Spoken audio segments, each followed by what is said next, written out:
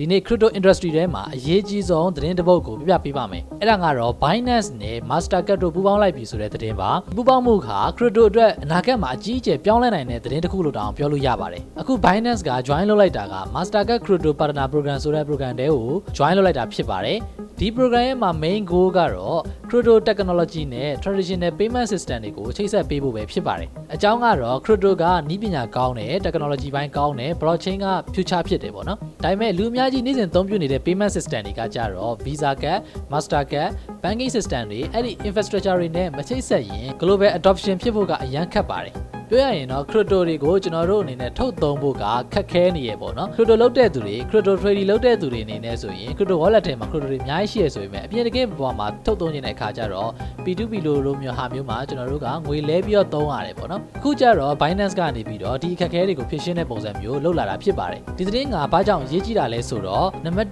1နေ့စဉ်အသုံးပြုလာနိုင်မဲ့အချက်ပဲဖြစ်ပါတယ်အနာဂတ်မှာ crypto ကို online ဝယ်ယူမှုတွေ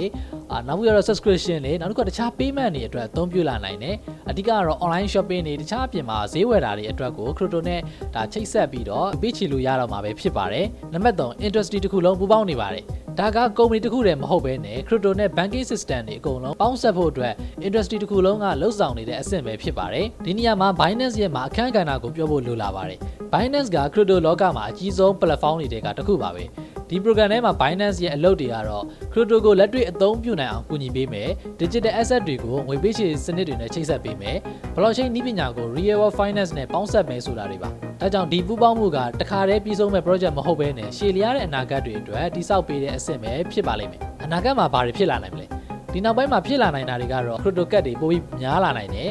wallet နဲ့ payment system တွေကိုတိုက်ရိုက်ချိတ်ဆက်လာနိုင်လိမ့်မယ် online shopping မှာ crypto နဲ့ငွေပေးချေမှုတွေပိုရလာနိုင်ပါတယ်အဓိကကတော့ crypto နဲ့ရိုးရိုးငွေကြေးစနစ်ကြားကခွာခြားချက်တွေပိုရောသွားမှာပဲဖြစ်ပါတယ်အရင်တော့က crypto ဆိုတာနည်းပညာသိတဲ့သူတွေလောက်ပဲအသုံးပြုတာဆိုပေမဲ့ပေါ့အနာဂတ်မှာတော့လူတိုင်းအသုံးပြုနိုင်တဲ့အဆင့်ကိုရောက်လာနိုင်ပါတယ်Okay အဲ့ဆိုတော့အခုလိုပူပေါင်းမှုတွေကြားရင်လူအများစုမေးတဲ့မေးခွန်းတစ်ခုရှိပါတယ်ဒါဆို crypto ကိုသုံးပြီးတကယ်ငွေချေလို့ရနိုင်ပြီလားပေါ့ဒီမေးခွန်းကအမှန်တကယ်နားလည်ဖို့အတွက်နောက်ထပ်အရေးကြီးတဲ့အချက်တွေကိုကြည့်လိုက်ကြအောင်ပါ crypto လောကမှာအဓိကပြဿနာတစ်ခုကအသုံးပြုရလွယ်ကူမှုပါဥပမာအသင်ရဲ့ crypto တစ်ခုကိုသုံးကျင်နေဆိုရင် wallet ဖန်တီးရမယ် security ကိုသိရမယ်နောက် fee တွေနားလည်ရပါမယ်ဒီလိုအရာတွေကြောင့်သာတာမန်လူတွေကမဝင်လာနိုင်သေးတာပါဒါကြောင့် Mastercard လိုမျိုးငွေပေးချေမှုစနစ်ကြီးပါဝင်လာတာကဒီပြဿနာကိုဖြေရှင်းပေးနိုင်ပါတယ်ခုနောက်ပိုင်းမှာဖြစ်လာနိုင်တာတွေကတော့ crypto ကို app တစ်ခုတည်းကနေတိုက်ရိုက်အသုံးပြုနိုင်မယ်ကတ်တကတ်နဲ့ crypto balance ကိုသုံးနိုင်မယ်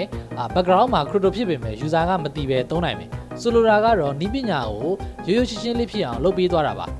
user တွေအတွက်တော့ crypto သုံးနေတာမဟုတ်ဘဲနဲ့ပုံမှန်ငွေသုံးနေတယ်လို့မျိုးဖြစ်သွားမှာပါဒီနေရာမှာအရေးကြီးတာက crypto ကို investment အနေနဲ့ပဲမမြင်ပဲ technology တစ်ခုအနေနဲ့ကြည့်တတ်ဖို့ပါလူအများစုက crypto ဆိုရင်ဈေးတက်မလားဈေးကျမလားဆိုတာကိုပဲစိတ်ဝင်စားကြပါတယ်ဒါပေမဲ့အကြီးမားဆုံး value ကအသုံးပြုနိုင်တဲ့ system ဖြစ်လာတာပါအခုလို Binance နဲ့ Mastercard ပူးပေါင်းမှုတွေကဈေးတစ်ခုတည်းမဟုတ်တော့ဘဲနဲ့ infrastructure ကြီးတစ်ခုကိုတည်ဆောက်နေတဲ့အဆင့်ပါပဲဒါကြောင့် crypto ရဲ့မှာအနာဂတ်ကိုသိကျင်နေဆိုရင်တော့ price chart တွေကိုမကြည့်ဘဲနဲ့ဒီလို partnership တွေကိုကြည့်တင်ပါတယ်အချင်းချုပ်အနေနဲ့ပြောရမယ်ဆိုရင်တော့ Binance နဲ့ Mastercard ပူးပေါင်းမှုက crypto လောကအတွက်အရေးကြီးတဲ့ခြေလှမ်းတစ်လှမ်းဖြစ်ပါတယ်ဒါကတော့ Binance နဲ့ Mastercard တို့ပူးပေါင်းသွားတယ်ဆိုတဲ့အကြောင်းကိုပြပြပေးတာဖြစ်ပါတယ်နောက်လည်း crypto နဲ့ပတ်သက်တဲ့အကြောင်းအရာတွေကိုရန်ကတင်ပေးပါဦးမယ်နောက်တဲ့ဗီဒီယိုမှာထပ်တွေ့ပါမယ် Binance ကဖွင့်နေတယ်ဆိုရင်တော့